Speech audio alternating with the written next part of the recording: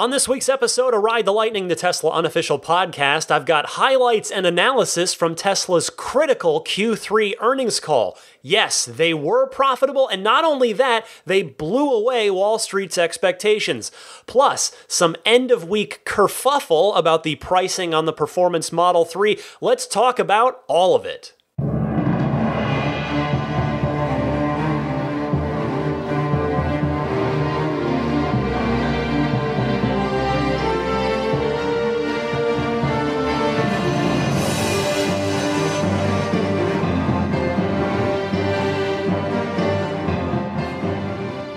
Well, howdy, friends. I'm Ryan McCaffrey. This is Ride the Lightning, the Tesla unofficial podcast for October 28th, 2018. It's episode 169. I've got Daisy the boxer puppy on my left. She is happily gnawing away on a bone, some sort of animal bone. I forget. It's gotten some good mileage out of it.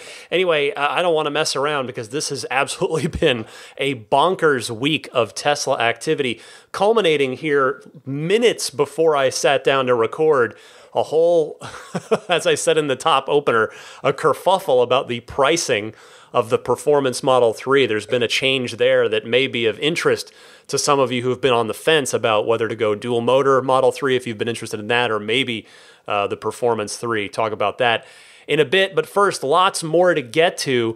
The Q3 results were indeed announced, and then boom, it just happened. Like usually Tesla gives about a 1-month notice. They'll announce the date for their earnings about a month in advance. That did not happen here. They announced it about 2 days in advance, announcing it on Monday and then holding the earnings call on a Wednesday. And as you may have heard by now, they are indeed profitable. They did it. They achieved their big goal, the first of many big quarterly profitability goals, but they just were in a position, they had to do this. So happy for them that they did. And not only that, as I mentioned at the top, they greatly surpassed Wall Street's expectations to boot. But before I get into that, I wanted to just play a quick PSA for everyone from Jonathan in Atlanta regarding the dash cam functionality. This is definitely of interest to anybody out there with a Tesla. So Jonathan, take it away. Jonathan from Atlanta again. So I just got finished listening to your podcast, Ryan, and there is some confusion, and I think from you and the vast majority of the Tesla community, including myself, on how that dash cam is used so as not to corrupt the thumb drive, the jump drive. And the way you do that is you have to manually turn on and off the dash cam as you enter and exit the vehicle. To do this, you have to tap the icon, which before you tap it, it should just show a little gray dot in the top right-hand corner of that camera. When you tap that icon, it turns red, which means that dot is now red, which means it's recording. When you exit the vehicle, before you exit the vehicle, you're going to need to turn it off. And to do that, of course, you're going to tap that icon. This time, instead of just simply tapping, you're going to hold your finger over the icon for about a second or two, and you'll see a little flash around your finger, and then that basically turns the camera off. Yes, it's a little labor intensive right now, but as all of us, I'm sure, are confident in, it will be fixed in a future update. So there you go. Hope that helps everybody, and keep up all the good work, man. Well, nothing to add to this one, Jonathan. I just want to say thank you for that PSA.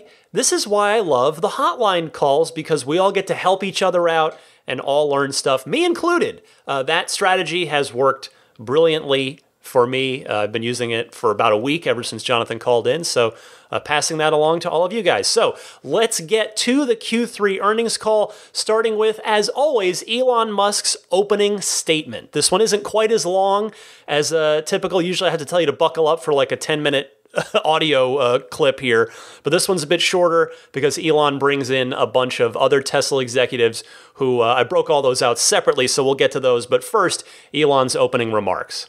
But I want to start by thanking all of our customers, employees, and shareholders. This was an incredibly historic quarter for Tesla.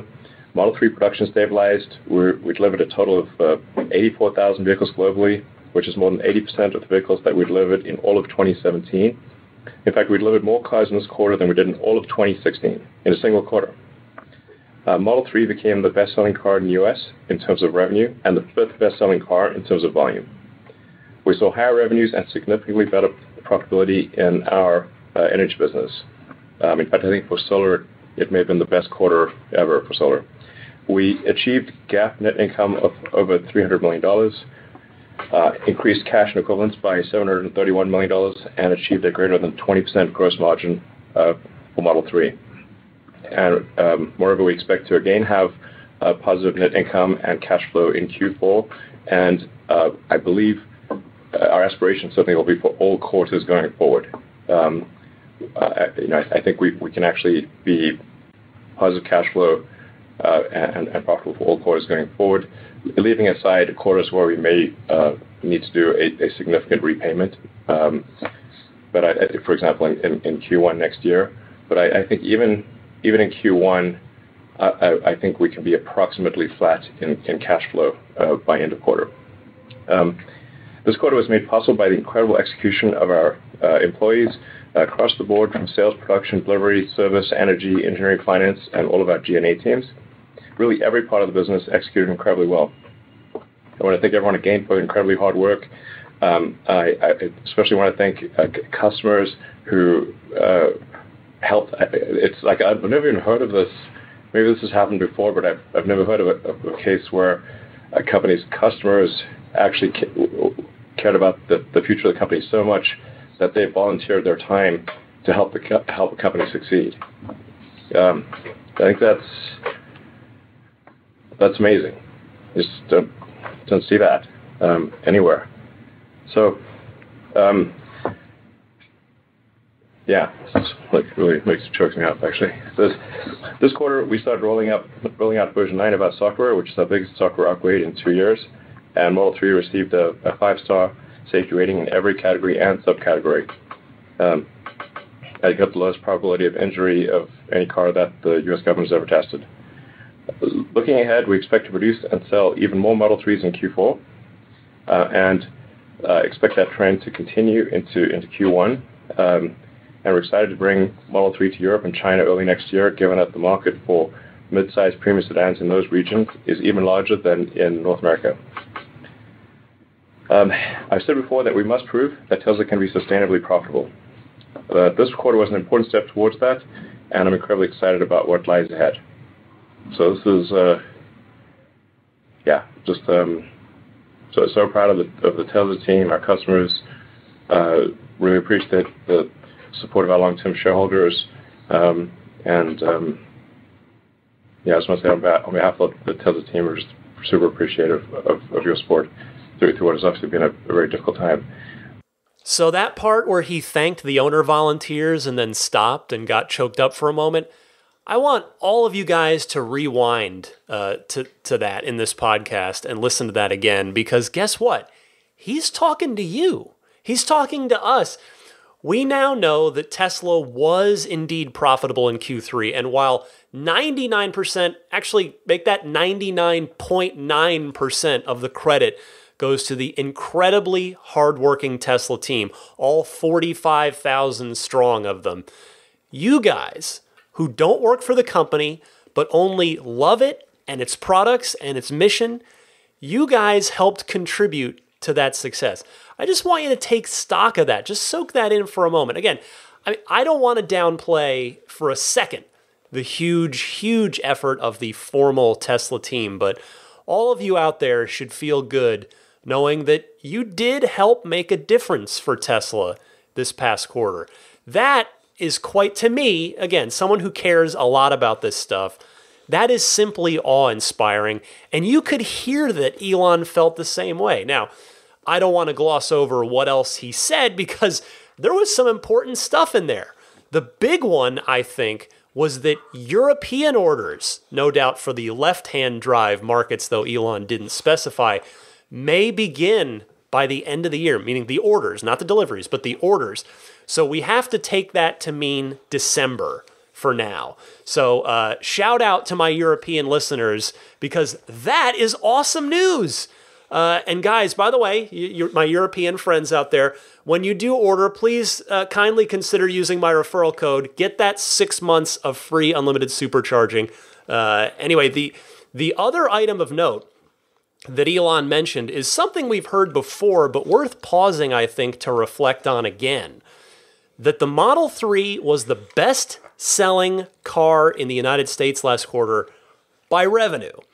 And I know we're not, here's the thing, we're not even close, in my opinion, my fanboy opinion, to seeing the heights that Model 3 is going to reach. But I'm going to do one of my patented pull back to the 10,000 foot view moments for a second here. Think about what it took to get to this point, where the Model 3 is the number one selling car in America by revenue in a quarter. The lucky breaks that Tesla's had along the way, the hard work, the near failures. You had the Roadster almost not happening because they nearly ran out of money. You had the early Roadsters being delayed because they initially had 2-speed gearboxes on them that couldn't withstand the car's power. You had the period of time when Tesla's contract with Lotus had ended. It had ended with the Roadster. The original Roadster contract was up, and the start of Model S production hadn't happened yet. So Tesla had no products to market, just a couple of powertrain deals. And think back when they got the factory from Toyota, the NUMMI plant, for pennies on the dollar. The fact that Model S had to effectively be perfect in order for Tesla to have any shot to survive, thrive, and make a difference. And then it was effectively perfect. It was an incredible, just 1 in a million shot of a car on their first try. And it has since, as all of you know, changed the world. And I could go on. And here we are, a promise made good on a volume production, mass market electric sedan. And it can make a claim to being the best selling car in the country by revenue. That is simply amazing. Whether or not you're a fanboy like me, even if you're a skeptic, I think you've got to be impressed by that. That is just phenomenal. Kudos to Tesla, everyone at Tesla, for just an amazing effort this quarter. All right, let's move on to the next part of the conference call here, the earnings call. We have the lead safety vehicle engineer speaking about safety. Elon inviting him on, so take a listen to this. All right, now let's move to start off with vehicle safety. Madan, who's a lead vehicle safety engineer, been with the company for a long time. Madan, how many years has it been that we've been working together? 10 years. 10 years. Wow. So, yeah, I've been working with Madan for 10 years. We've had so many conversations on vehicle safety. Wow. And you know what? We really try to go the extra mile with vehicle safety. Not just like there's a series of government mandated tests, but what some companies do is they game the system. So they know where the side pole impact is going to be. They strengthen it right in that position. At Tesla, we're like, okay, what is the weakest point in the car? Let us test it at that position. So it's the actual safety is not fully captured in the tests because we anti-game the system. Thank you, Elon. Just want to give you a very quick background about myself. Yeah. So, like I said, joined Tesla 10 years. I'm extremely very happy to mention I'm working with an extraordinary set of very passionate and very hardworking individuals. And that essentially shows in our product. Mm-hmm. So that's very important for us. And also important is our principal mission statement on safety, because what we want to do is safety is probably the important factor for our vehicle. It's not just for electric vehicle, any vehicle period. Yeah. And that's fundamentally differentiates us. So which essentially helps us to keep adding new features and new safety technology. And that's very important, and that shows in Model 3, latest two things that we have.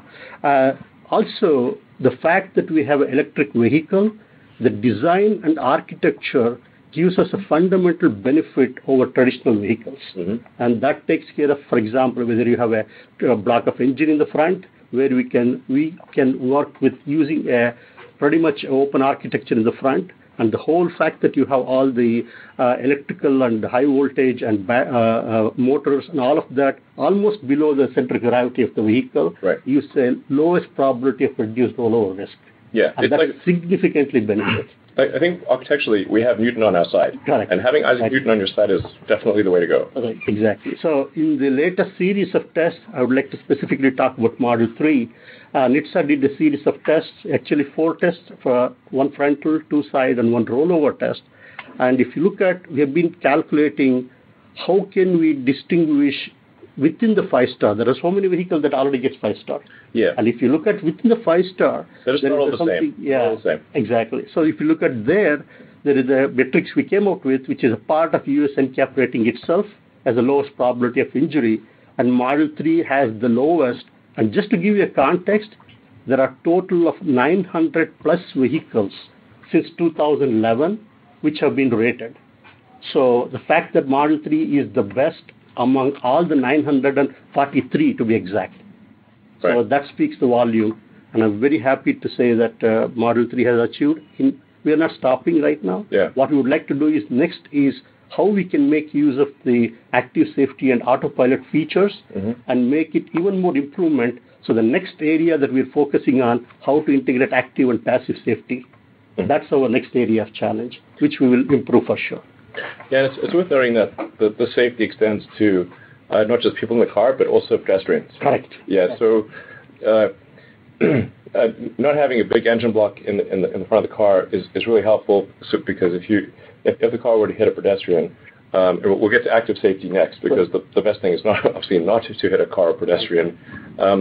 The fact that the hood can dent so far in is really helpul, because it ends up being like it have a sort of like a trampoline, or like you don't have a rock underneath it. It's very helpful.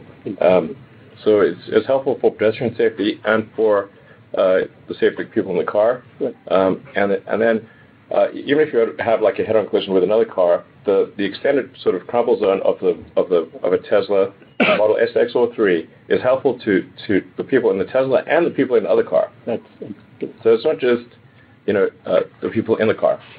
I'd like to add one item, which is essentially how we look at the real-world safety, which has always been an important element for Elon.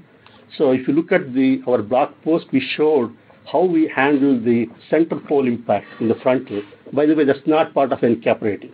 This is just to show how we go over and above the NCAP rating to make sure it's real-world safety. Yes. That's very important for us. Exactly. That's what I mean by we anti-game the system. Like, say, what is the worst way that the car could be hit?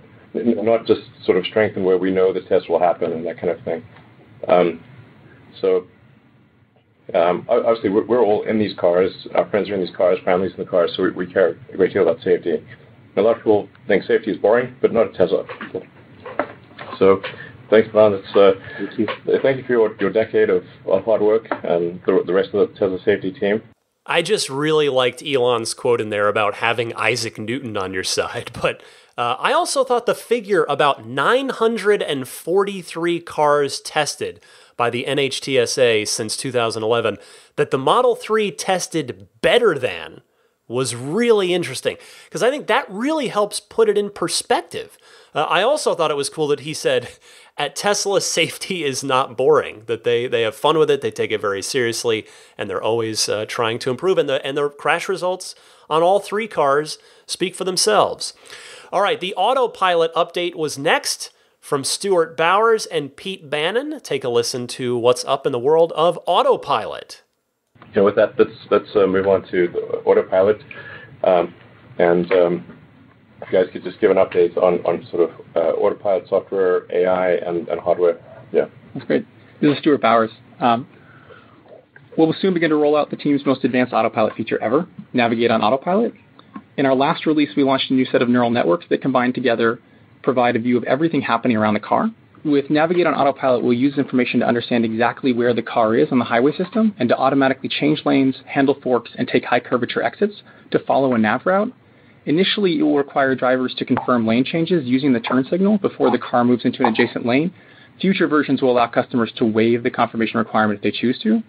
One area that I'm personally really excited to build on with this improvement is active safety. With the advancement in neural networks covering 360 degrees of view around our car, we can provide a level of constant vigilance that humans just can't. Ultimately, this should allow us to warn and even intervene for an enormous percentage of modern accidents and to ship these improvements as software upgrades to our existing customers.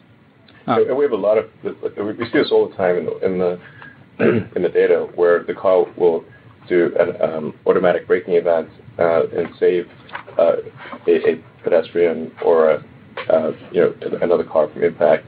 This happens all the time. All the time. Yeah, all the time. Yeah, literally every day. It's like pretty crazy. Yeah, the team's done incredible work here, and by bringing up more of the cameras around the car, we can detect things as they come toward us, not just directly in front of us. Yeah. Pete? Oh, hi, this is Pete Bannon. The Hardware 3 design is continuing to move along. Over the last quarter, we've completed qualification of the silicon, qualification of the board. We started the manufacturing line and qualification of the manufacturing line. We've been validating the provisioning flows in the factory. We've built test versions of Model S, X, and 3 in the factory to validate all the fit and finish of the parts and all the provisioning flows. So we still have a lot of work to do, and the team's doing a great job, and we're still on track to have it ready to go by the end of Q1. Great. And just that'll be on the roughly 1,000% increase in processing capability compared to the current hardware. So it's obviously a giant improvement, despite being it costs about the same. Cost volume and power consumption are approximately the same as the current hardware, but is a tenfold improvement in frames per second. That's right. And improved redundancy as well. But very important to emphasize is that the only thing that needs to change between a car that's produced today and a car that's, say, produced in the second quarter of next year is swapping out the autopilot computer. Right. This is a simple change that takes less than half an hour in service to upgrade the computer. And so anyone will be able to upgrade their computer to full self-driving capability, or upgrade their car to full self-driving capability with a simple service visit. So we expect all cars with the Hardware 2 sensor suite, basically anything made in the last roughly 2 years, will be upgradable to full self-driving. Yep. In fact, a lot of the cars we're using for testing today have in fact been upgraded from Hardware 2. Right. So it's very important to emphasize, like, people shouldn't be slightly concerned that people would want to wait until that comes out, but there's no need to wait until that comes out because it's just a very simple plug-and-play change to get to full self-driving. Anyone who's paid for the full self-driving option will just get it done for free. And anyone who still wants to order full self-driving at this point, it's just an off-menu item. You can still order it, but we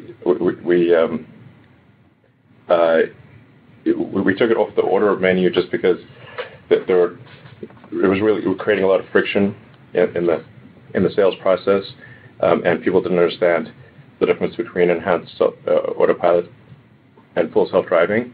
So just to simplify the order process, we took that off. But anyone who asks for it can certainly get it, and it really ends up being a discount on future capability. But to be clear, there's definitely no need to wait until Q2 to order a car. We want to make it just a completely seamless process. So there's no advantage to ordering now versus Q2. I have to say, I didn't even realize that people would even think to wait to buy their Tesla until they can get Autopilot 3 in the car. But I guess, when I, again, step back, if you're not following every shred of Tesla news and information like I do, or you folks kindly listening to this podcast do, I guess that would be the sort of default way to think about it, particularly as the automotive industry has trained us all to think. The other key item there is it sounds like if you ask for the full self-driving prepay off menu, you can still get it, presumably for $3,000. That was my interpretation of it. Please do not take that as gospel there, but bear that in mind regardless when ordering, if the full self-driving package is of interest to you. And the other thing there was, of course, navigate on autopilot. People had wondered how much control they'd have over it. And now we have our answer. At first, it's going to require you to approve the lane changes, but eventually, Elon tweeting just tonight as I record, it'd be about 50 million miles worth of validation. You'll have the option to let the car do the lane changes on its own. I wonder, how long 50 million miles is going to take. I would think with the fleet being as big as it is now and growing a lot every day, it won't take too long. But by the way, the Navigate on Autopilot rolling out tonight, starting tonight. So be on the lookout for that software notification update on your phone or in your car. One last thing, by the way, I wanted to bring up one last point on this topic. It would seem as though the Level 4 cross-country autonomous drive has fallen pretty completely off of Tesla's priority list, as there was absolutely no mention of it on the conference call. And it's come up, I think, most conference calls for the last maybe year or so, which I understand, it's only like 4 conference calls, but still, maybe it's been bumped back until they have the actual Autopilot 3 silicon, perhaps. That would be my guess, and I would think that might make more sense. So we'll have to see about that. Maybe we'll get a chance to ask about that at some point in the future. Okay, Andrej Karpathy next, the director of AI and Tesla's neural net. Let's see what he has to say in updating those aspects of Tesla. Hi, everyone. My name is Andrej Karpathy. I'm the director of AI here at Tesla. And my team trains all of the neural networks that analyze the images streaming in from all of the cameras for the autopilot. For example, these neural networks identify cars, lane lines, traffic signs, and so on. The team is incredibly excited about the upcoming upgrade for the autopilot computer, which Pete briefly talked about. This upgrade allows us to not just run the current neural networks faster, but more importantly, it will allow us to deploy much larger, computationally more expensive networks to the fleet. The reason this is important is that it is a common finding in the industry, and we see this as well, is that as you make the networks bigger by adding more neurons, the accuracy of all their predictions increases with the added capacity. So in other words, we are currently at a place where we've trained large neural networks that work very well, but we are not able to deploy them to the fleet due to computational constraints. So all of this will change with the next iteration of the hardware, and it's a massive step improvement in the compute capability, and the team is incredibly excited to get these networks out there. Great, thank you. And I've said this before, but I think just talking a bit about the kind of longer-term future. We absolutely see the future as kind of as sort of a shared electric autonomy, so that you'll be able to do ride-hailing or share your car in any way. Sort of long-term model that's probably some combination of like Uber, Lyft, and Airbnb. In other words, there'll be Tesla dedicated cars for ride-hailing, and there'll be and any customer will be able to share their car at will, just like you share your house on Airbnb. So it's a combination of those two models. I think is pretty obviously where things are headed long term. The advantage that Tesla will have is that we will have millions of cars in the field with full autonomy capability, and no one else will have that. So I think that will end up putting us in the strongest competitive position long term.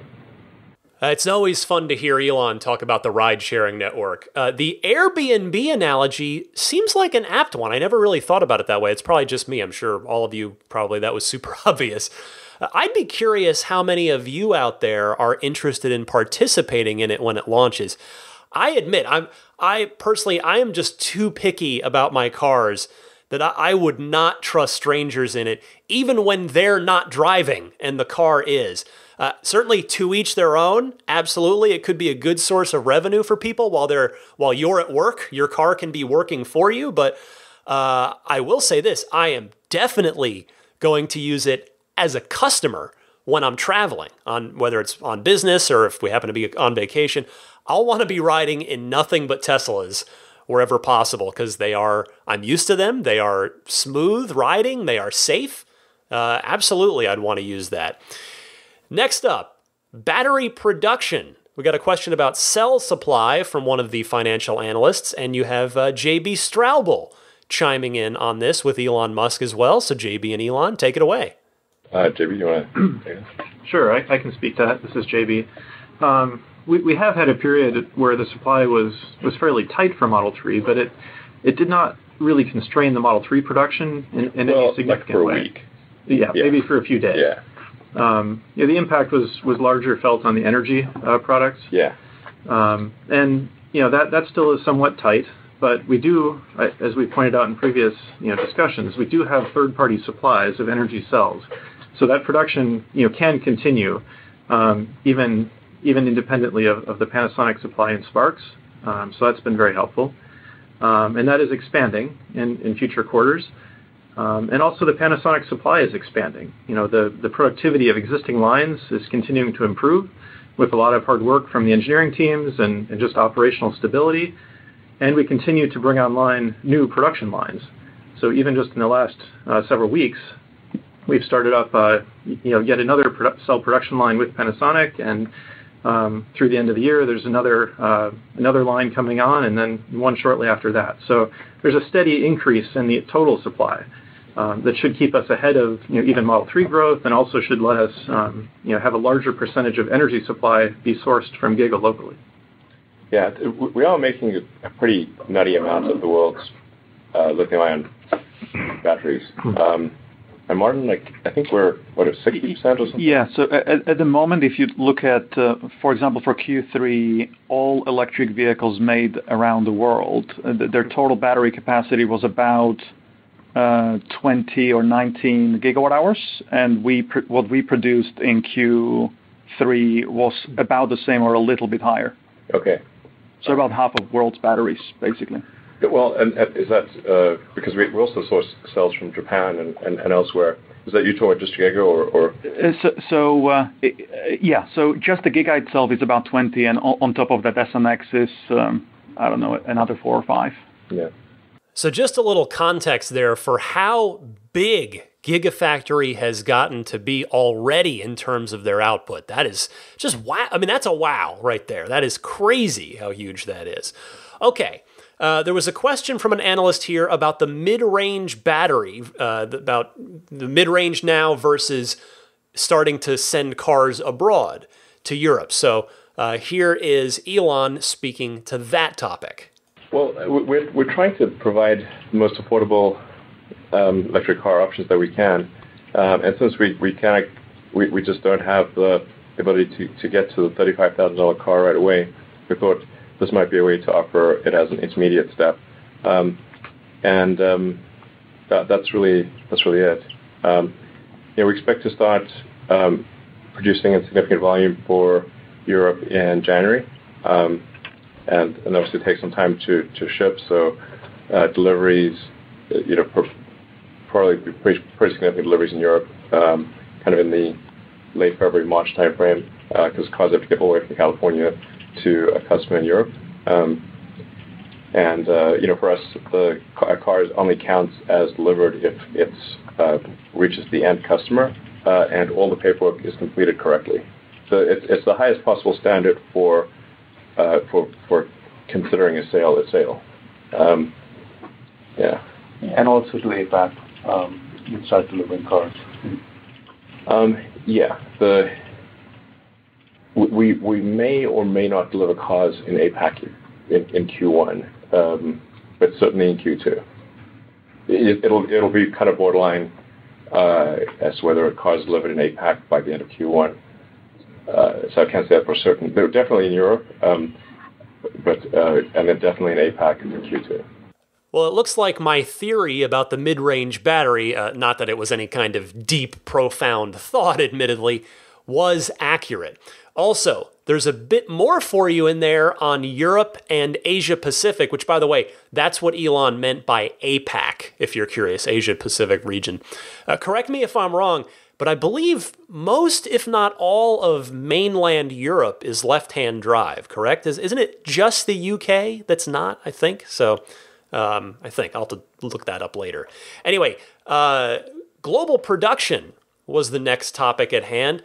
An investor asked how much of production will be dedicated to Europe, and this got into a sort of what is the global demand of Model 3 question. Here's Elon speaking to that. It's hard to predict with accuracy. And there's also like all the tariff wars and everything. So long term, like you say, like without talking about like next quarter, so like what is likely global demand for Model 3? It's probably on the order of anywhere from 500,000 to 1 million cars a year. Let's say good global demand for Model 3. If you look at something like say the 3 Series, that's around 500,000. The BMW 3 Series is about 500,000 a year globally. And generally we find that we outcompete the BMW 3 Series quite well. So it seems like logical, therefore, that we will long term have a higher production or higher demand. Maybe it's somewhere in between the kind of the BMW 3 Series and the Volkswagen Golf, which is about 1 million units a year. So yeah, that's why I say anywhere from 500,000 to 1 million units a year long term. And do you have to add new lines to support that, or are you just going to continue to remove bottlenecks in the existing lines? No, we're definitely going to do local production in China. We're moving rapidly on that. So we're aiming to have Model 3 production for the China market or the greater China market active certainly next year. It will be happening next year, but it will be done in a very capital efficient manner, much more akin to the way we did General Assembly Line 4 versus General Assembly Line 3.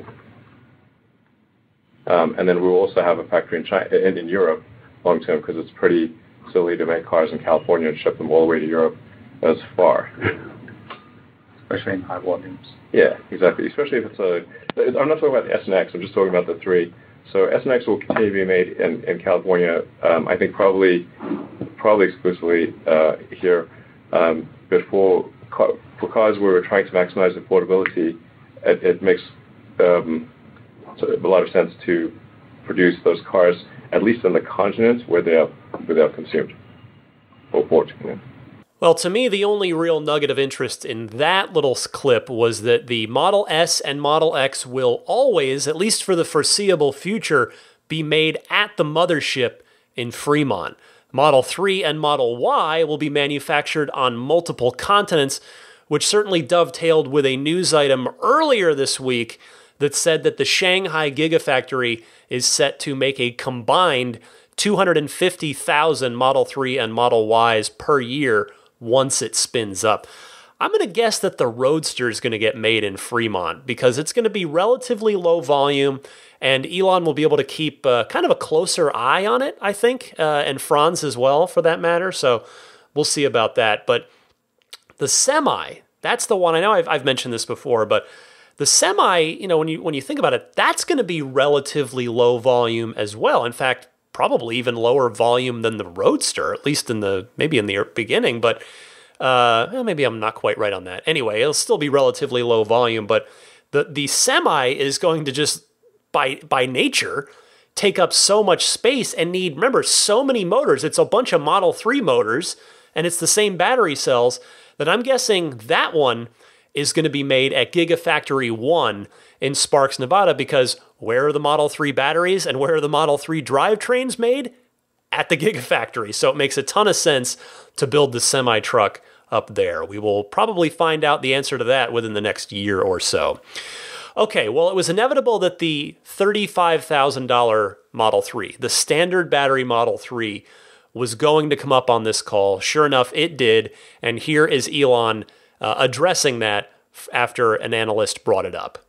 Well, it's likely to be at least as much demand in Europe as there is in North America. Like, that's a pretty safe bet. But our goal really is to make electric cars that everyone can afford, not to sort of mine high option value cars. It's like if we could produce the $35,000 car today, we would do it. We need more work. There's more work to do before we can make a $35,000 car and have it be positive gross margin. We're probably less than 6 months from that, but that's our mission. So I think this means that Europe will get the mid-range and the long range and the performance Model 3s before the US gets the standard range. Or maybe it'll end up being about the same time, but if it is about the same time, will orders for the standard range in Europe start in December as well, at the same time that they do in the US? If it does, as like I said, that means the US orders for standard range will start then too. Remember I was talking about how European orders are probably going to start in December based on what we heard earlier in the call. So will the European orders be able to be for standard battery or just for the other trims? That's going to be really interesting to see. Stay tuned for that, folks. The good news, it is happening. The $35,000 standard battery car is happening. To anyone who thinks that Tesla is quietly going to make the standard range battery disappear like it did the 40 kilowatt hour Model S back in the day, and of course, I'm speaking not about people listening to this podcast, but more about the shorts, the fudsters, etc. But that standard range battery is coming. They are not going to try and make it go away. They've been talking way too much about it, and they've promised it. There's a lot of people waiting for it. It will happen. So stay tuned for that soon. It is finally getting closer. Okay, Model Y was also bound to come up. It seems to be a popular topic. Comes up at least once per earnings call these days. And here is Elon speaking to it again with an interesting little nugget of news about that. Sure. I mean, maybe if to characterize that question, it would be like, are we starving new vehicle development in order to achieve GAAP profitability and cash flow positive? Would that be an accurate? Is that what essentially? Like the answer is no. We've made significant progress on the Model Y. So in fact, I approved the prototype to go into production recently. We saw it'll be 2020 before that's in volume production, but we made great progress there. Also continue to make progress on the Semi and the newer Tesla Roadster. And then actually the product I'm personally most excited about is the Tesla pickup truck. So I think that's going to be some next level stuff there. And then I should not forget to mention the solar tile roof. We'll also start getting into volume production of the solar tile roof next year. That's quite a long development cycle because anything that's a roof has got to last 30 years. So even if you do accelerate life testing as fast as possible, there's still minimum amount of time required to do that. And there's a lot of engineering that goes into how do you put on the solar tile roof and not be really labor intensive in doing so. So there's a lot of engineering, not just in the tile, but in the way it's done. And then we've got continued improvements in Powerwall, PowerPack, other energy products. I think we've got the most exciting product roadmap of any company on Earth by far. I'm not even sure, probably twice. I don't even know who would have which company would have a better product roadmap, or even close. Yeah, maybe they do, but I don't know about them. And so here you go, the big secret nugget of news buried inside this earnings call that Elon Musk has approved the Model Y prototype to go into production. So that means that the initial design is done and they're building it. They are building one. Remember the Semi, just to review a history of Tesla prototypes, the Semi truck has 2 working prototypes that we know of. The Model 3 had 2 working prototypes that we know of, each with a different style of door handle, remember? Plus, there was the rolling mule as well. The Roadster is 1 and 1 that we know of, 1 working, 1 non-working that we know of. So presumably, Tesla will make at least 1 working Model Y prototype and probably 1 rolling mule to start off with. Remember, Elon said that he's aiming for a March 2019 unveiling, so this would, at least seemingly without any grasp of how long it takes to hand assemble a prototype and get it all tweaked how you want, but seemingly they know it's late October here. I would think that this timing would gel with a possible March 2019 unveiling. Okay, Ride sharing, the Tesla network. That came up as well, and Elon Musk had some interesting things to say about that. But I do know for sure that Tesla will operate its own ride-hailing, its own ride-hailing service. Will compete directly with Uber and Lyft, obviously, but then also have the ability for customers to offer their car and add or subtract their car to the fleet at will. So there'll be a company-owned fleet, and the company-owned fleet will just be where there aren't enough customer cars to be lent out. So if we find, like in a particular metro, there aren't enough customers who are willing to add their car to the shared fleet, then that's where we'll supplement it with a Tesla-owned fleet. So that's why it's a sort of a combination of the Uber, Lyft thing and Airbnb, and then we would charge something probably comparable to how they say the App Store works, or I don't know, we'd charge 30% or something in order for somebody to add the car to the fleet. I think that's like a pretty sensible way to go. So we get a few more details about the Tesla network here, including Tesla's plan to supplement areas that don't have enough customer-supplied cars to satisfy demand. That is interesting, I find. Also, I think the 70-30 revenue split that Elon mentioned is the first time that that's ever been spoken to.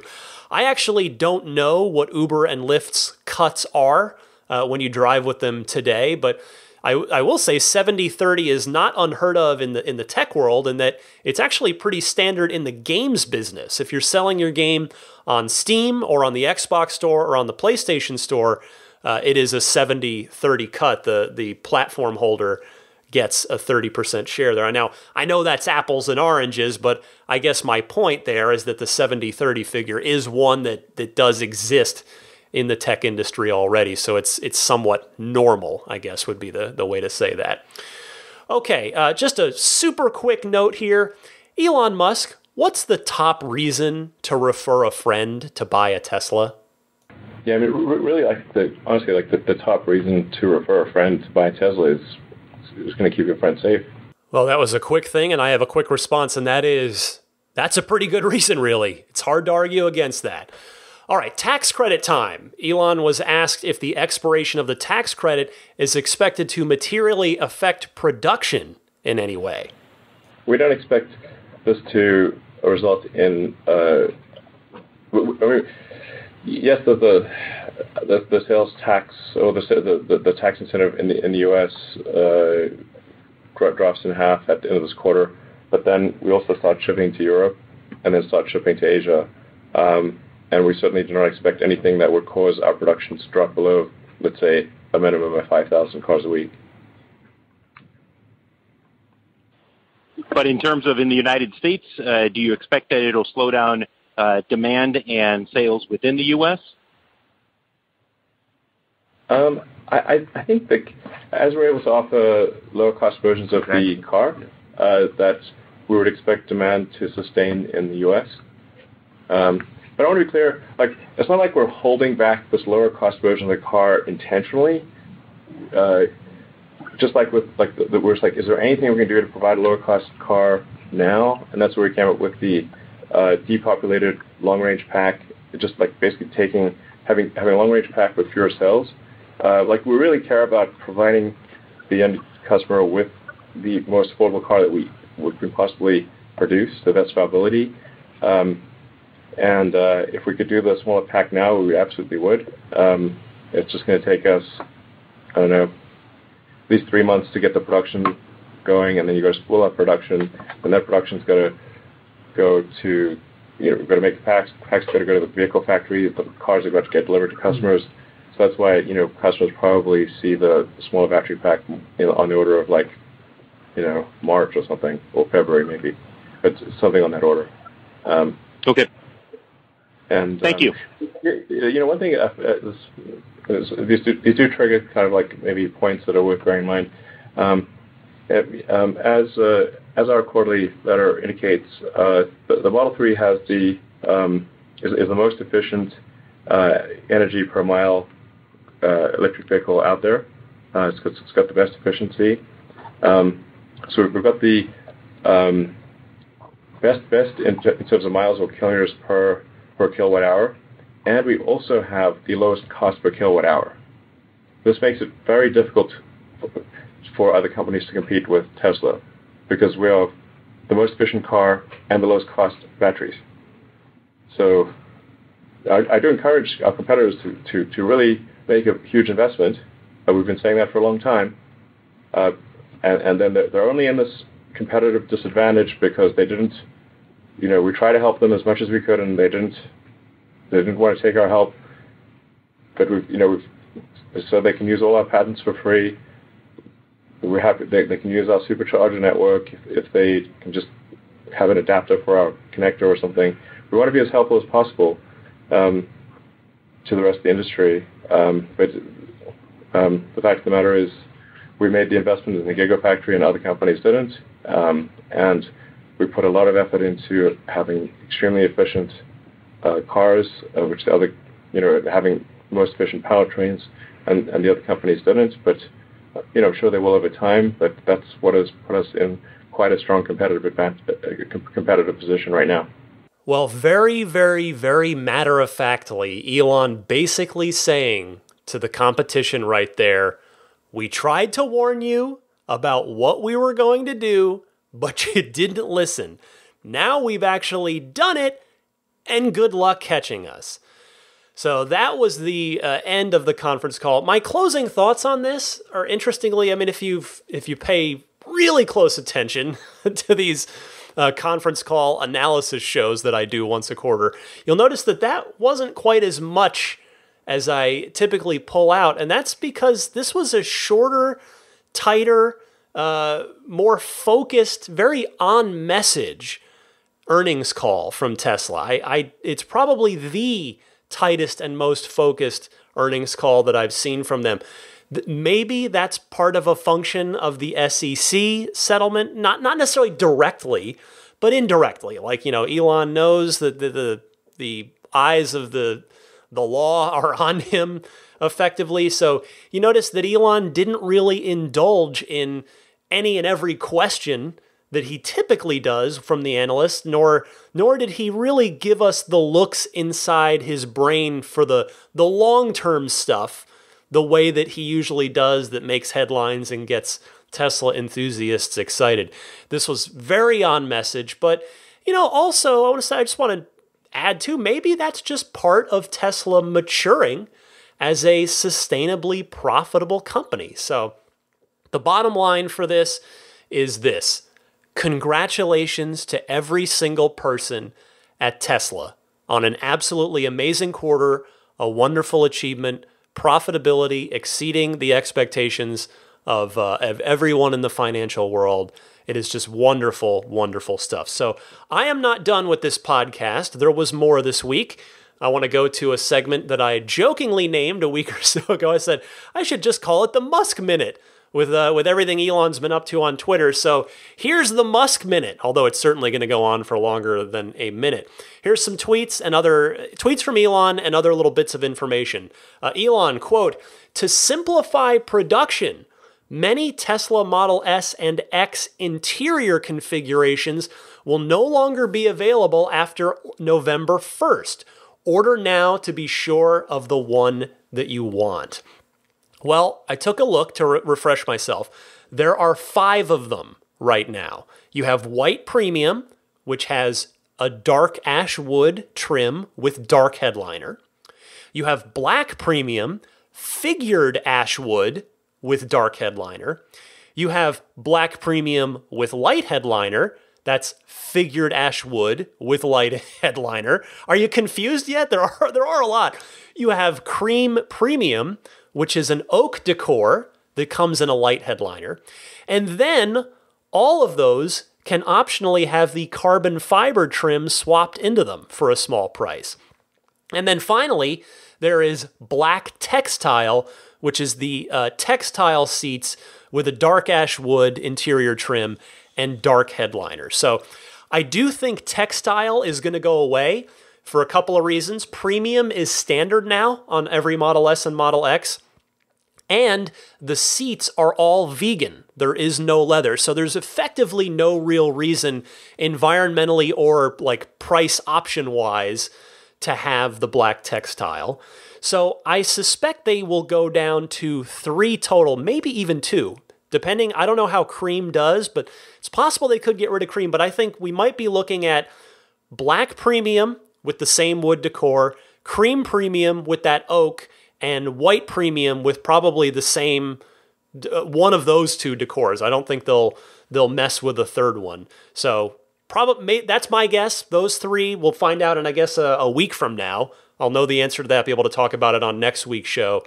But I think it'll be reasonable to surmise that really just whichever options do get cut are probably the ones that we're selling the least. So the next thing here is caused a bit of I think a headache just from what I could observe for Elon Musk on Twitter here on Friday evening. So the performance package, the $5,000 performance upgrade package on the Performance Model 3 has now been made standard, effectively saving you $5,000 if you order that. So that caused quite a fury from some folks in the community. A lot of people, some people really not happy with that. And to the point where Elon was having to say, we'll make it right. We'll give the early P3D Plus owners the option to take a $5,000 refund or turn off your free unlimited lifetime supercharging, because that's the perk that the early P3D Plus owners got. And by the end of this, Elon said that he is logging off of Twitter for a few days. Like, that's clearly, I mean, again, I am reading into that, but it would seem to me that he thought he was doing a good thing here. And ultimately he was with lowering the price of the P3D, well, at least the P3D Plus, by $5,000. But I think he just wasn't anticipating that blowback from people.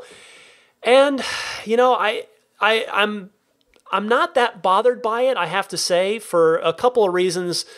A couple of things I thought about right away, and then a couple of things I have to say that were pointed out to me on Twitter that I hadn't really processed. Number one, those of us that purchased the P3D Plus early on did get the free unlimited lifetime supercharging, and though the other thing, we got our full federal tax credit. That is a thing that's a perk we got. That's worth a lot of money right there. So there's that. And then I guess ultimately the way I look at this at the end of the day is, would I go back in time and postpone my order until now, October 26th, 2018, which would deliver my car maybe if I caught a lucky break because I live close to the factory by December 31st, if not, half tax credit in January? No, the answer is no. I wouldn't trade my situation. I got lucky, and the car that I ordered was $6,000, actually $6,500 more expensive when I ordered it. Remember, I talked all about how just over the moon I was about how just crazy it was that the price went down and the car got better between the time when I ordered it and the time that I took delivery. So, I already feel like I've been blessed with this car where, I had ordered it at one price and it came in way less and with more stuff. The aluminum pedals, the red brake calipers, the bigger brakes, all that stuff. So I also got the free, by getting in when I did, I got the free lifetime premium connectivity, so I don't ever have to pay for the internet functionality in the car. I got the free unlimited lifetime supercharging, so I feel very fortunate. And by the way, I've been enjoying this car for the last 3 months now, and I'm so blessed to have that, to be lucky enough to have it in my life and to be driving it and enjoying it, and it's keeping me, it's the safest car on the road. So I get where if you just took delivery yesterday, it's a little bit of a different story than me who took delivery 3 months ago. So there's a line, right? There's definitely and certain, and I don't begrudge anyone who is upset about it necessarily, as long as you express yourself to Tesla in a, I wouldn't necessarily go ranting about it on Twitter. I would reach out privately to the company and to sales reps to use your Escalate feedback to executive team and your My Tesla. There are professional and kind ways to do that, but at the end of the day, now the P3D is, by the way, you can't, at least as of recording this, things do change fluidly and quickly, as we know, with the design studio, but you can't order a performance Model 3 with the 18-inch wheels anymore. You have to get it with the 20s that has the bigger brakes and the red calipers. So to some people, that will actually be bad news, because they don't want the lower efficiency and higher tire cost replacement that the 20-inch tires bring. But for others, still, you're getting some cool stuff at just bundled in now with that $64,000 base price on the P3D. So if you are remotely interested in the P3D, I don't want to sound salesman-y here, but this could change back. Like there was some blowback here. I mean, they could, I don't know if they would revert it, but if you might want to look at this quickly, if you do want to jump on a performance Model 3, and again, I'll kindly ask that you consider using my referral code if you do so, because I'm inching ever closer to the Roadster. Long way to go, but inching closer. And then the other P3 note that is it's good news for anyone that's purchased a performance Model 3 of any variety, of any variant, is that the track mode is not only, of course, still on its way, hopefully fairly soon, but it is coming to all performance cars, not just the P3D Plus. So that is excellent news there. Global news. Here's some great news. I know I've got plenty of listeners in Australia, and I have wonderful news for you guys, at least a reaffirmation here. Elon tweeting this week that the Model 3 will be available in Australia in mid-2019. So you guys are hopefully down to about 8 months to go or so until you can start getting your cars, which hopefully that also would mean that those are right-hand drive cars. So hopefully that means the UK folks would see their cars no later than around that time as well. Elon mentioning as well, two-factor authentication is on its way for your Tesla account to help add a little extra layer of security for your car. And as I mentioned at the top of the show, software 9.0 with Navigate on Autopilot is rolling out now. So check your app, check your car. It's going to be pushed to you here, if it hasn't already, in the coming days, or maybe I would think a week at the most. So excellent news there. Can't wait to start checking that out. Hopefully if I'm lucky enough to get it this week, I'll have some impressions of it on next week's show.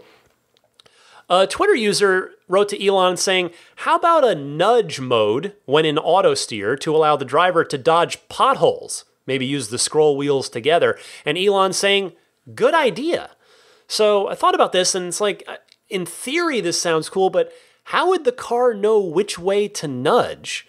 Maybe it would default one way, like say to the right, unless it happens to sense another car there. But what if there were cars on both sides? Maybe you just have to take over manually in that scenario. I don't know. Maybe I'm overthinking this and I'm missing a super obvious thing. Call in or write me if I am. But nevertheless, Elon liking the idea of autopilot being able to nudge its way out of the way of a pothole. He also noted that you'll soon be able to rearrange your favorites in the media player, for those of you a little frustrated by that. Also, leaderboards on the way for the Atari games. That'll be fun. So you can challenge your friends, see what they're up to. Someone on Twitter wrote, can you put a dog mode on the Model 3 where the music plays and the AC is on with a display on the screen saying, I'm fine, my owner will be right back? And Elon replying simply, yes.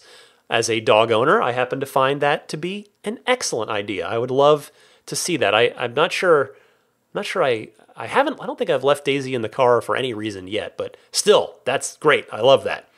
And because, of course, specific to Tesla, you can have the dog in the car with the windows up or mostly up with the AC on, and there's, it's not like a regular gas car where obviously the car is off and can't blow that AC to cool down the doggy. Finally, this is not an Elon tweet, but a quick note that not only is Navigate on Autopilot being pushed out now, but in version 2018.42 of the Model 3 software specifically, the strength of regenerative braking has been turned up, which I applaud that actually. I have to say I've been totally cool with it in my dual motor car, but I like regen. I wouldn't mind a little more. If you remember, if you've been listening for a while, way back to my very first drive in the Model 3 back in November, early November was that episode.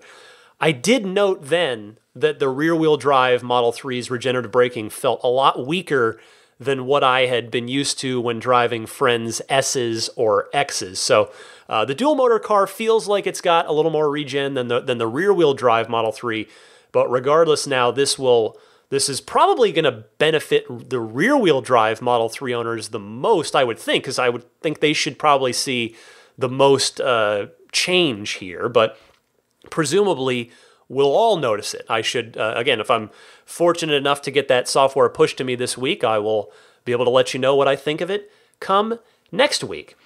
All right, it's been a long show already, but there have been so many great calls this week that I don't want to skip the hotline like I usually do on these earnings call shows. So let's power through them. I've got a ton of great calls lined up. I'll get to those for you right after this.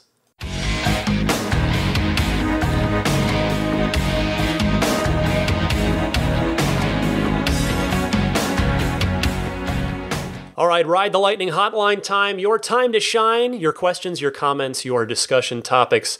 Call me. The way to do that, there are two easy ways.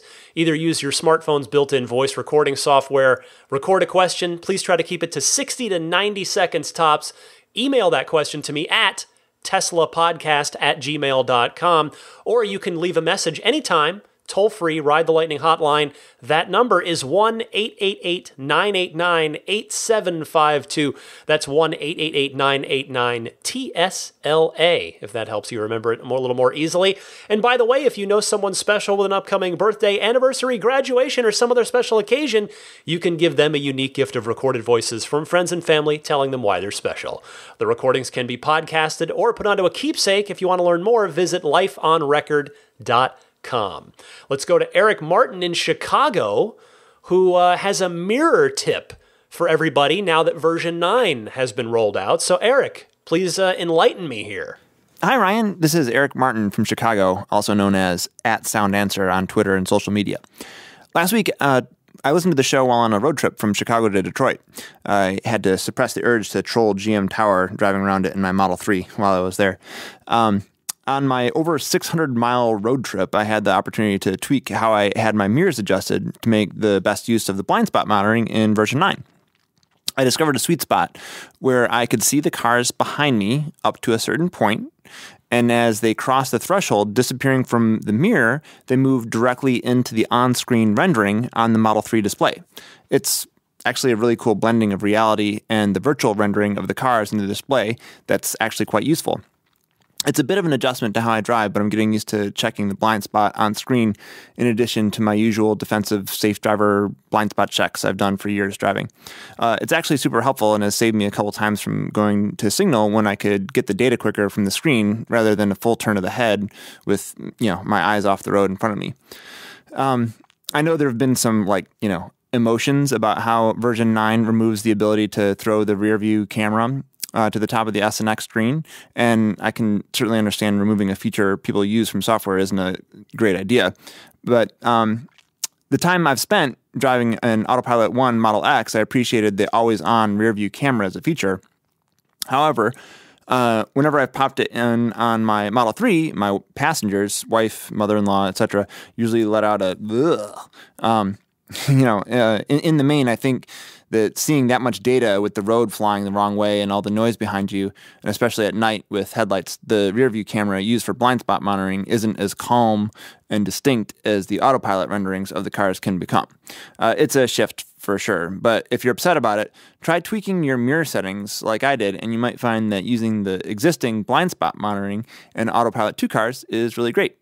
And honestly, if I was 12 years old again and somebody said, wouldn't it be cool if there was a screen in your car which showed where all the cars are on the road behind you, I would have been totally stoked. And I also would have thought that no reality outside of James Bond or Star Wars would we ever see such a thing. But instead, we got it in our cars today, and it's only going to get better with the updates. So cheers, Ryan and Daisy. Have a good one. Thank you so much, Eric. This is a really good suggestion now that more autopilot cameras have been turned on. Now, the caveat for everybody here just would be to remind everybody that the on-screen renders on your screen aren't always completely accurate, particularly in 9.0, though I say that I emphasize that because they're no doubt going to get better in future versions. So proceed with caution on this, pardon me. Still, this is really helpful, and I'll bet a number of folks out there are going to want to give it a try to help make their Tesla even safer than it already is. Thanks again, Eric, for that.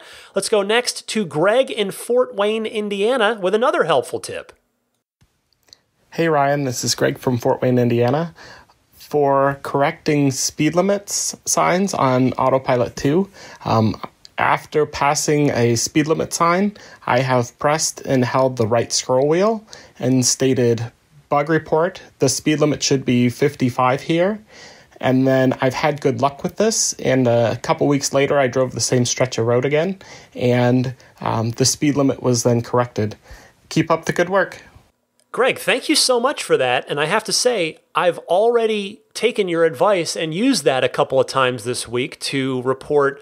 There's one spot where I tend to get an almost repeatable false crash warning, and then a spot where I have the wrong speed limit. I used it there too, per your suggestion. So thank you so much, and yay Tesla for the people at Tesla listening to those and making those corrections. I love that. Let's go next to Mark in Chicago. Needs some buying advice. Hopefully I can help him out with that, and maybe it will help some of you out there as well. Mark in Chicago, you're on the air. Hey Ryan, this is Mark from Chicago. I'm currently driving my 2013 Model S that I got last year as a CPO. With this new mid-range that came out yesterday, I think now, I'm trying to figure out if I should trade in my car for a mid-range Model 3. It would be on par price-wise. I just happen to like the styling of the Model S a lot, the dash appearance and the interior comfort, I guess. I don't currently have autopilot. There's a huge number of benefits to having the Model 3, including faster supercharging. I get about the same amount of range. And I just kind of want to know your thoughts. I know you lean Model 3, but I was hoping to have try to figure out a balance of what I should try to do here. So I wouldn't mind if you'd let me know your thoughts, and keep doing what you're doing. Thanks. Quick apology here first. Sorry, folks. I think I misspoke in the lead-in to this. I think I said that Mark was needing CPO purchasing advice. Mark has a CPO Model S, as you heard, and is wondering about whether or not to trade it in. So sorry about that. That was bad notes on my part. Anyway, Mark, this is a tough one without knowing any financial information, though I'm not asking you for any because it's none of my business. So let's just look at it in a vacuum. You would not only be gaining Autopilot 2.5 hardware by upgrading, but you'd also be gaining the future upgrade paths that come with that, such as navigate on Autopilot right now, this week, and then at some point down the way, the full self-driving option as well. In the vacuum, Autopilot, I think, is definitely your primary reason to upgrade, in my opinion. The big thing you'd be sacrificing going from S to 3 is cargo capacity. The Model S has a lot more, obviously, particularly, by the way, if your Model S is a rear-wheel drive Model S, because those have larger frunks than the dual-motor Model S's do. So if you try to make this as objective as possible, I think it comes down primarily to autopilot, both present and future, versus cargo capacity. I wish you the best of luck in your decision, whichever way you decide to go. But the good news is that whichever way you do decide to go, you've made a good decision. S versus 3 is a no-lose proposition for you. So thanks, Mark, for calling in. I hope I can at least give you some food for thought there to help you be more confident in whatever you decide. Andrew from Florida is up next and wants to talk about the removal of the full self-driving prepay option from the design studio. Andrew, you're on the air. Hey, Ryan. This is Andrew from New Smyrna Beach, Florida. Longtime listener, longtime caller. This is a follow-up, actually, to a tweet that I tagged you in, which, of course, brought out all the fudsters, which normally I'm not a fan of. But, hey, if it gets attention to this issue, I think, well, maybe the means justify the ends there, Machiavellian. So the issue in question is probably related to a news story I'm guessing you've been talking about in today's episode, which is the fact that Tesla has taken off full self-driving from the available options for new SX and Model 3s, which I think is a smart move because they've been under scrutiny, understandably, for the fact that full self-drive doesn't look like it's going to be available anytime soon. Why sell a feature that you don't have available? No, normal car manufacturers would never do that. So my issue is that I bought my Model X as a lease, 3-year lease, in June of 2017, last year, and I'll be handing it back in June of 19, if not sooner. That's a whole other story. I'm not going to keep it past the lease, and I don't think I'm ever going to get full self-drive, even though I paid for it, because it's not going to happen in the next couple of years. We're ways away. So if they're no longer going to sell it, and they've acknowledged that it's not going to be available anytime soon, what about the thousands of us that have paid full price for this and either have never gotten it because we've already gotten rid of our cars, or never will because we won't be keeping our cars beyond the lease period, or whatever it may be? So, again, I'm a big believer in the mission. I support Tesla, but not blindly. And while some people are probably hating on me now and thinking, oh, you're going to take away money from Elon, and this is the mission, it's so important, save the planet. Yeah, okay, sure, fine. But at the same time, I am a person that has to live my life and be able to afford things. And these cars are expensive as hell. $120,000 is what I paid for this car, more than every car in my life. And I'm sorry, but there has to be a level of fairness and corporate responsibility here, and that includes Tesla. And I think they need to refund every single cent for these cases, including my case. And I would like to hear what you have to think about, what you have to say about this. And as you often do have the ear of Elon, maybe you can have a discussion with him about this, because Tesla needs to do the right thing, and they are not doing it so far. Thanks, Ryan. Keep up the great work. I appreciate your call, Andrew. And yes, I certainly recall our Twitter conversation about this. I don't disagree with you at all. I think you're being quite reasonable. Was there language in the design studio about full self-driving being subject to regulatory approval and this and that in order to probably cover the company's backside from a legal perspective? Yeah, there probably was, though I can't check now since it's gone. Well, actually, you can still do the upgrade from inside your My Tesla account. So here is the entire verbiage from that page. Quote, adding this option today means you will be one of the first to experience full self-driving when it becomes available in the future. This functionality is dependent upon extensive software validation and regulatory approval. It is not possible to know exactly when it will be available, as this is highly dependent on local regulatory approval, which may vary widely by jurisdiction. End quote. I'm not a lawyer, so I don't know if that covers them from potential lawsuits, but I do agree with you that they should do right by customers who are ending their leases or otherwise selling their cars. Tesla has, in my opinion, done the right thing more often than not. And as you said, there are thousands of people who've paid that $3,000 with nothing to show for it and just nothing on the immediate horizon. It's a tough spot for them, to be sure. I mean, it was, there was no guarantee of anything timeline-wise, but I do feel for you. And I hope that they figure out a way to do right by their most optimistic customers who were optimistic enough to purchase that option. Thanks so much for your thoughtful and detailed call. Let's go next to Brian in Northeast Pennsylvania, who has an update about a topic we've been talking about recently, reading speed limits with the autopilot cameras. Brian, go ahead. Hey, Ryan, this is Brian from Pennsylvania, Northeast Pennsylvania. Took a test drive today. My partner and I, she'd never driven one before. Test drive on a Model 3 performance model. And the host that we were with, he told us that the car is able to read speed limit signs now, and that is new with the version 9 software. I know last week you had a caller who said, no, it does not. And I know there's confusion on this, so I think maybe you have some detective work to do and see if you can figure out what's right and what's not right, and who, what the truth of the matter is. Any light you can shed upon this would be great. Thanks again. Brian, I hope you enjoyed your test drive. So what you're talking about wasn't mentioned during the autopilot and neural net portion of the analyst call this week, as you heard earlier in this podcast.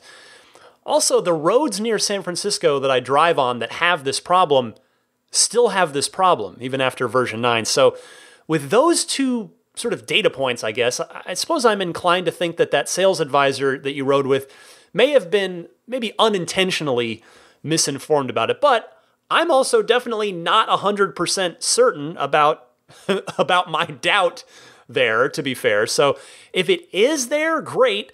But if not, hopefully it will be in the not too distant future. Thanks, Brian. Zachary from, actually we're staying in Pennsylvania, from Lehigh Valley, Pennsylvania, is coming up next. Zachary, you're on the air. Hey, Ryan, this is Zachary calling from the Lehigh Valley area of Pennsylvania. Love your podcast, although I'm pretty new to it. I am taking delivery on my Model 3 next week, October 27th, so I'm very excited about that. And I will also tell you that your podcast came recommended from the sales staff at the King of Prussia Mall store outside of Philly, which is where I found out about you and started listening to you. So great job. My question is, and forgive me if you've addressed this before, like I said, I'm new here, but what's the opinion on car washing for the Tesla? So I've seen on the forums lots of back and forth bantering as far as, never use an automatic wash because it's bad for the car. It could be bad for paint swirling. A lot of people saying using the 2-bucket method, hand washing is the way to go. And then other people just saying, listen, it's a car. Take care of it, but there's nothing wrong with the automatic wash. I just wanted to see what your take was on this very hot topic and highly debated topic. So anyway, thank you. Take care. Love your show. Hey, Zachary, welcome to the podcast. And I am so flattered that you not only gave this podcast a try, but that the sales team at your store recommended it. Thank you, King of Prussia team. Shout out to you guys and gals. That's awesome. That genuinely made my day when I listened to that phone call. That is awesome. Now, to your question, Zachary, I say this from time to time, but it's the first time you're hearing it. And that is, certain topics are ones that I have absolutely no problem covering again if it's been long enough, specifically because they're relevant to new listeners. Detailing is one of those topics. Now, in short, there are a million approaches to detailing, and many correct ones. There's not one right one and a bunch of wrong ones. Even the professionals will differ in their methods. What I can tell you is that my detailer, who I have grown to trust very much, is very against the automatic car washes. He is a 2-bucket method person, and so that's what I've been doing with my car, and I've found it to be, I have to say, it's fairly easy, fairly straightforward, and most of all, I'm having a lot of fun washing my car, and I'm doing it in a way that's protecting the finish and the paint protection film. So you can look up the 2-bucket method instructional videos on YouTube if you're curious. There are a million of them. And just lastly, all the best to you, and congratulations on your imminent delivery, which in fact, per your call, should have happened by the time you hear this. So congrats. Quinn from Salt Lake City is next. He got himself a Performance Model 3 and wanted to talk about a particular little issue with that car. So Quinn, you're on the air. Hi, Ryan. This is Quinn Nelson from Salt Lake City calling. I'm a big fan of the show, and much like yourself, am a Model 3 Performance owner. I took delivery about a month ago now, and it has been superb. I actually just got back from a trip to LA, and the whole way and back, it was wonderful. Now, I did have a few problems at delivery that I noted with my delivery advisor, and I set up a service appointment to get a few of those issues addressed. It was mostly cosmetic problems. While I was there, I mentioned pretty casually that about every 5 to 10 minutes when supercharging, a really spooky and very loud thud comes from the front trunk area of my car. Now, I've read for many months that spooky noises while supercharging is pretty common, especially because of the heat increase that, the cars incur when charging. It can flex body panels and stuff like that. But this isn't a kind of aluminum ping that a lot of other people were reporting. It's a really loud thud. And I went with a technician at the service center to a supercharger. We listened together, and he agreed that the sounds in my car were distinct from the other sounds. The weird thing is now, though, they're a little confused because there isn't really anything in the front trunk area that should be making a noise like that. You've got the steering column, an AC compressor, a radiator. That's about it. It's actually so confusing to them that they've elevated it to Tesla engineering. And I just wanted to know if you or any of your listeners have heard of this happening with other Tesla vehicles in general, but especially Model 3.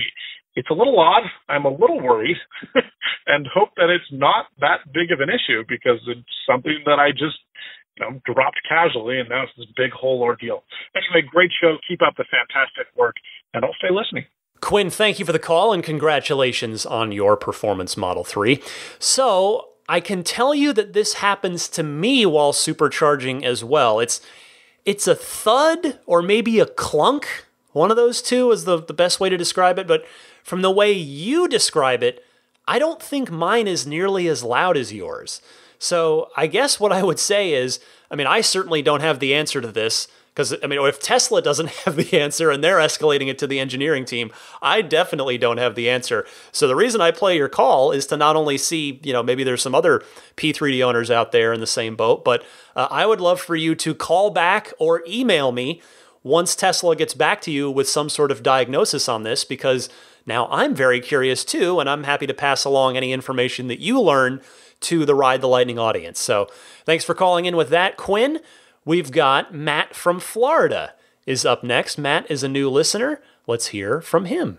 Hi, Ryan. This is Matt. I'm calling from Weeki Wachee, Florida. And I was just calling because I was interested in your show. I've only been listening for about 2 weeks now. I've always been intrigued by Tesla, but never really seriously considered buying a Tesla until recently. Mainly because the Model S and X were out of the price range for most people, I think. But with the Model 3, it became more attainable. I have been considering it, but it wasn't really the right time for us. But somehow I was able to talk my wife into it. I think she was kind of on the same level as your wife was listening to a previous podcast. But with the safety of the Model 3 and the $7,500 tax credit, I was able to talk her into it. But I just wanted to share a few thoughts about my ordering experience. I actually ordered approximately a week ago on the deadline for the $7,500 tax credit. And I got contacted from Tesla within maybe about 3 days with a delivery date of November 14th, which I just thought was really fast. It's, technically less than a month from the time I ordered it. So I was excited about that. And then I was a little bummed because after I ordered it, the price for the Model 3 dual motor long range had dropped by $1,000. So I contacted Tesla and was very surprised to find out that they were going to honor that, and they had no issues. They said, absolutely, we'll honor the $1,000 price drop, and it already reflects in my account. So I'm looking forward to getting my Model 3. Very good show. You do a great job, covering all the aspects of Tesla. And I did use your referral code, So I'm looking forward to when you take your road trip down to Florida in the Roadster. Maybe you'll give everybody a ride in it. All right. Thanks very much. Well, congratulations, Matt, and thank you sincerely for using my referral code. I'm so glad you have a delivery date already, and hey, in November no less. That should give you plenty of peace of mind that you are almost definitely going to get that full federal tax credit, even if you suffered a delay of a week or two in terms of your delivery date. And yes, should that Roadster dream of mine come true that you guys are helping get me closer to, I will indeed be heading down to Florida. I'm not joking about any of this. It would be fun. It would be such a fun. I've never driven across the country, and I've only ever been to Florida once on a family trip to Disney World, which was over 20 years ago. So I would love an excuse to go back. And one more thing, since by your own admission, you are pretty new to the Teslaverse, I'll be curious to hear your impressions of your car after you take delivery. And by the way, don't hesitate to email me anytime with questions. Consider me a resource, everybody out there. Consider me a resource. I'm here for you guys. You guys know I love talking about this stuff. In fact, Matt, you are such a new listener that you may not have heard me talk about a thing that may be of use to you that came up recently. Another listener has suggested that I do a kind of beginner's guide to Tesla episode. I think it's a wonderful idea, and my intention is to do that very soon. I just have to find some time to sit down, make a strong outline of the topics I want to cover, and then sit down and record it and get it out there. So once I can get that done, hopefully you will check it out and find some of the information there to be of use to you. All right, one last call this week. The honor goes to Joel from Atlanta, who's very much been enjoying his Model 3 with the amount of driving he'll tell you about here in a second, and wants to talk tires. So Joel, you're on the air. Hi, Ryan. This is Joel from Atlanta. I have two questions for you. One is, after 5 months, I already have over 12,000 miles on my car, so I'm starting to think about what I'm going to do for new tires. Hopefully I'll get a little longer out of them, though. And I know you don't have to go through Tesla, obviously, to get tires, but do you need to get the tires that are specific to this car? Do you have to get the Tesla tires that have the sound deadening material in there, or can you put a regular tire on them from a regular tire shop with maybe a longer warranty? Will they last longer? I just don't know exactly what I have to do to replace these. And my second question is, I have a 32 gigabyte flash drive, and I'm having the same problem that you mentioned last week, which is that after it fills up, instead of overwriting what's on there, it just stops working. There's a little gray X on it, and then I have to reformat it to start over. And I'm wondering if you've heard anything about how to resolve this, or if this is something we're going to have to keep doing every time it fills up. Thanks so much. Thanks for your call, Joel. So by now you've heard the temporary solution from your fellow Atlantan, Jonathan, earlier in the show about the USB drive. As I said, it works. I've been doing it myself. And that solution should only be temporary, as Tesla is almost certain to resolve this in a software update soon. As for the tires, you can put any tires you want on there. It's your car. You can put any tires you want on, but any tire shop should be able to get you the Tesla-specific variants with that sound deadening foam in it. In fact, I'm not sure if you heard me, I think it was at the end of a recent episode, I think I talked about this on the podcast, about my tire ordeal and how Tesla San Francisco told me that they don't offer road hazard protection warranties.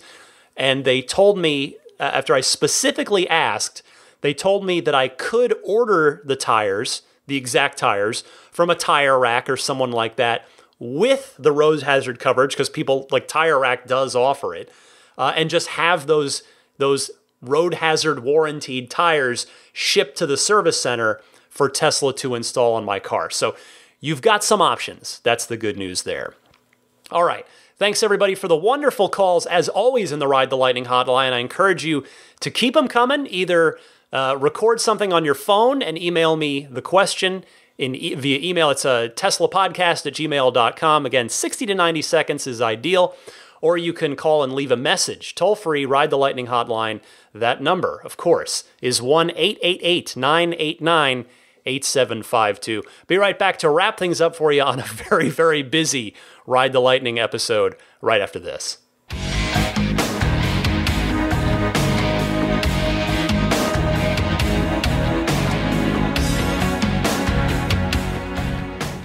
All right, winding things down, just a couple of notes for you in the spirit of adventure portion of the podcast. So I was autopilot. This is just a cool moment that I have to share. You got to picture this, just a little theater of the mind here. It's radio. But this actually happened, I swear. I was autopiloting down the freeway in the middle lane, and I came upon a Model 3 on my right-hand side. So right as I did, I was just kind of, and I'm just kind of creeping up because I'm set to autopilot. Couldn't tell if they were or not, but I come up, and I kid you not, right as I got to that car, another Model 3 in the left lane had come up on me, and for just the perfect moment, all three Model 3s were all in a row, side by side on the freeway. I was in autopilot, so I pointed with both fingers. I looked over. Unfortunately, neither one of them were paying attention to me because I tried to give them both thumbs up. Both people were looking straight forward, which it was just getting to nighttime, so that was probably for the best on their part. But it was just, I wish I could have had a photograph or video of that moment. It was just such a cool thing. 3 3s all in a row down the freeway. So that was super cool. And then just a couple other things. I have a couple of Model 3, I guess, tips for you, sort of little shortcuts, life hacks, Easter eggs. I don't know quite what you want to call them. And pardon me if this is already obvious and everybody knows this, but did you know that you can just push the button on a supercharging cable when you go to supercharge? If you just push the button that's on top of the cord in your hand, that will open your charge port door. And this works, by the way, on every Tesla, not just a Model 3. And the only reason I bring this up, because I thought that was a known thing, but when I was at the supercharger last weekend, I saw a guy use his Tesla app to open his car's charge port, and then he plugged in the cable. So I thought, well, maybe everybody doesn't know that. So just wanted to pass that tip along. That's a little supercharging shortcut. Or if you have the, I guess any of the Tesla charging cables will do that too. So whether you're at home or supercharging. On a similar note for Model 3, just want to make sure everybody knows this little tidbit as well. I met a person who didn't know about this. This is why I bring this up. If you just do a light press, just a gentle press on the turn signal in either direction, it will just do 3 blinks and then turn itself off. So it's perfect for lane changes. Whereas if you press it all the way down, the turn signal will, of course, stay on. But if you just do a tap, it'll do blink, blink, blink, and then turn off. So just in case anybody didn't know that, that's a fun little quality of life thing. And then one other thing I noticed, maybe you guys have noticed this as well, but just one more of these. I happened to notice that the rear air vents that pump out of the back of the center console into the back seat, it turns on or off automatically based on whether or not it detects someone in the seat. So when my daughter's in the car and I turn my HVAC on and I look at the screen, I see that the button for rear air is on. And if I turn that on with nobody in the back seat, that's not on. So it's being efficient there. It's not cooling a back seat if there's no one in it. So I just thought that was a really cool little thing that I happen to pick up on. And I don't know if everybody else, again, pardon me on all these, if these are super obvious to everyone, and I'm just now, and I'm just repeating things everybody knows, but just fun stuff in your Tesla. All right, it is time to go. It's been a long show. Hopefully you enjoyed this one. Again, these earnings call shows are the toughest. Not that I want to say these. I put the most work into these, the most time, the most energy. But I think I just love them the most because it really feels like a real radio show when I've got all these clips from Elon and this executive and that person. And all the callers in there as well this week. It just makes it feel great. I love it. So if you do enjoy the podcast and you are ordering any new Tesla soon, I want to be careful. Like I've mentioned it a couple times and I've been mentioning it. I don't want to bludgeon you over the head with the referral code thing. But here's the thing. Thanks to you guys, the Roadster dream, the impossible dream, it's getting closer. Like it's getting to the point where it might possibly actually happen. So it's just like, I just implore you, if you are ordering, please use my referral code. You will get, of course, your 6 months of free unlimited supercharging, and I will get one step closer. It's a long hill. It's a tall mountain to climb to get to 55 total referrals. But I will tell all of you right now that as of me recording this, I'm sitting on 39 referrals. So it's getting there. If you're ordering a Tesla, or if anybody in your life is ordering a Tesla, whether that's a friend, a family member, or what have you, coworker, please try to get my referral code used. I would be eternally grateful. And again, I will take it across the country, and I will come visit you and give you rides. I mean, I'm not joking about that. It would be super fun. So the dream is inching closer. Still a long way to go, but it's getting there. So my referral code, and I'll be quiet about this for today. It's you can order online. It's just type in a web browser ts.la/Ryan73014. Or if you're speaking to a sales advisor, or if you just ordered but didn't put a code on and you want to get it on there, email referralprogram@tesla.com with your name and info, with my name and my referral code. You can just give them Ryan73014. So that's that. The Patreon is up there if you'd like to support my efforts that way. I certainly very much appreciate that, because that's what really keeps this thing going. You can find more information about that at patreon.com/Tesla Podcast. You can follow me on Twitter at DMC_Ryan. That's my Instagram. Same thing there as well. The email address I've already mentioned a couple times, teslapodcast@gmail.com. Abstract Ocean hopefully is getting all the goodies back in stock. The TESLA lettering, I've been seeing that out in the wild more and more to put on the back of your Model 3. It looks really good, especially I think, in my opinion, if you take the T badge off of the rear trunk lid and just have the TESLA like the Roadster does, that I think is what looks super, super cool. So you can get that from abstractocean.com. You can get the lighting kits, the puddle lights with the shine the Tesla logos down onto the ground, all that stuff. Abstractocean.com. 15% off coupon code by using the coupon code RTL Podcast. So that's good for 15% off of your first order there. Immaculate Reflections took wonderful care of my Model 3. If you're in the Bay Area or taking delivery in the Bay Area, you might want to check them out, see if Jeff might be able to help you out with any detailing needs and desires you have, whether that's a new car delivery prep, the paint correction, the paint protection film, the ceramic coating, any of that stuff that you might want to do. You can look up Jeff and Immaculate Reflections at the website irdetailing.com. I think that about does it. Oh yeah, if you're going to grab one of the Jada wireless charging pads, you can get me a couple bucks out of the sale by using this little referral code. Sadly, no discount on this, but if you're ordering one anyway, here you go. Get Jada, Jeda. GetJada.com/REF/8. And finally, I want to thank the wonderful folks on the Patreon producer tier of things. They get their name mentioned as part of their bonuses.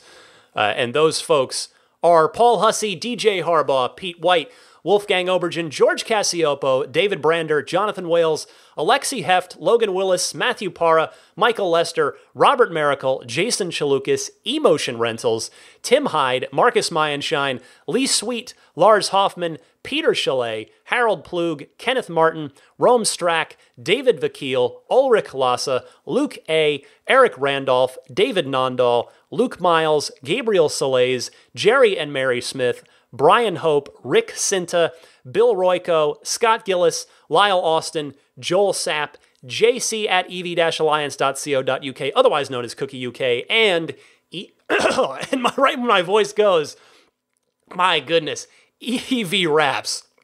Boy, it's been a long show. I should really go.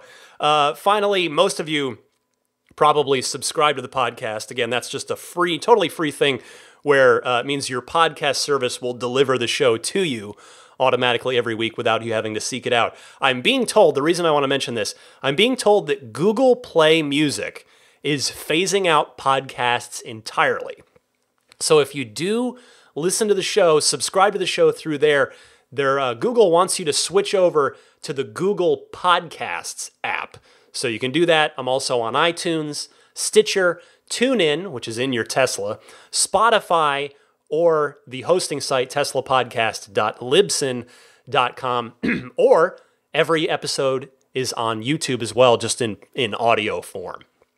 That's it for me. As you can tell, that's it for my voice as well. This was Ride the Lightning episode 169.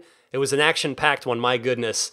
I had fun. Daisy is passed out, and that means it's time for me to try and pass out as well. So thank you all so much for generously giving me so much of your time this week. It's been well over an hour and a half. As you know, my name is Ryan McCaffrey. I continue to hope that this Roadster dream might come true. Thank you all that have used the referral code so far. And hopefully I can keep it going and get even closer and maybe even get there. So happy electric motoring, my friends, and I'll see you next week.